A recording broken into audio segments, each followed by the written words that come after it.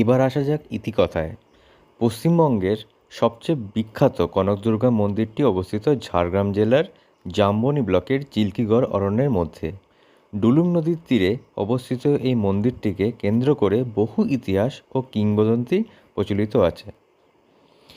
চতুর্দশ শতাব্দীতে কারো মতে 15 শতকে জঙ্গলমহলের সীমান্তে রাজা গোপীনাথ সিংহ এই মন্দিরটি প্রতিষ্ঠা করেছিলেন। লোকশ্রুতি আছে রাজা গোপীনাথ সিংহ একবার গভীর জঙ্গলে শিকার করতে গিয়ে ক্লান্ত হয়ে ঘুমিয়ে পড়েন। স্বপ্নে তিনি দেবী দুর্গার সোনার রূপ মানে কনক মূর্তি দর্শন করেন এবং দেবী তাকে সেখানে মন্দির প্রতিষ্ঠার আদেশ দেন। প্রাচীনকালে এই মন্দিরের এক ভয়ঙ্কর প্রথা প্রচলিত ছিল।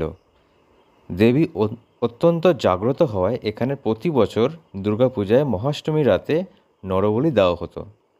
পরবর্তীতে সামন্ত রাজারা এবং ব্রিটিশ সরকারের হস্তক্ষেপে এই নৃশংস প্রথা সম্পূর্ণ নিষিদ্ধ করা হয়।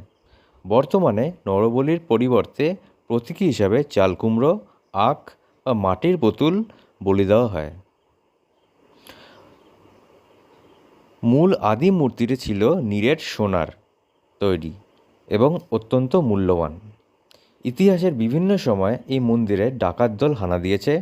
কথিত আছে বহু বছর আগে মূল সোনার মূর্তিটি চুরি হয়ে যায়। বর্তমানে যে মূর্তিটি পূজা করা হয় সেটি অষ্টধাতুর তৈরি। দেবী এখানে চতুর্ভুজা এবং সিংহবাহিনী রূপের পরিবর্তে অশ্ববাহিনী মানে ঘোড়ার পিঠে উপবিষ্ট রূপে পূজিত হন, যা বেশ বিরল। মন্দিরের বিগ্রহের ফটো তোলা নিষেধ, তাই আমরা দেখাতে পারলাম না। ডুলুং নদী। তাই ঠাকুর নমস্কার করার পর আমরা ডান দিক দিয়ে নেমে চলেছি সোজা ডুলুং নদীর দিকে। ঝাড়গ্রাম জেলার বিনপুর ব্লকের বেলপাহাড়ির শিমুলপাল